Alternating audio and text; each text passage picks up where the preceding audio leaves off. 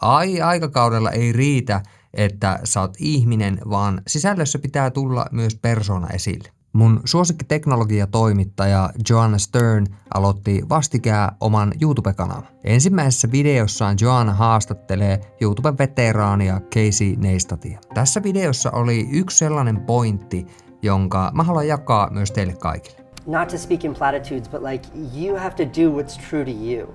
So be human.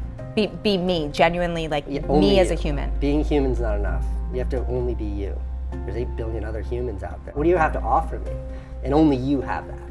Koska internetissä on niin paljon meteliä, niin enää ei riitä, että sisältö erottuu tekoälyllä tuotetusta hutusta. Sen on lisäksi oltava aidosti persoonallista ja henkilökohtaista. Mitä tämä sitten tarkoittaa käytännössä? Tuokaa firmana teidän asiantuntijat ja henkilöstö esille. Luokaa sisältöjä, missä teidän oma porukka pääsee harjoittelemaan esiintymistä ja kehittymään siinä. Ja uskaltakaa olla jotakin mieltä asioista. Tämä ei tarkoita mitään turhaa provosointia tai ragebaitteja, vaan ainoastaan sitä, että te tuotte teidän aidot mielipiteet esille. Nämä asiat tekee sitä yrityksen viestinnästä ei ainoastaan inhimillistä, vaan myös persoonallista.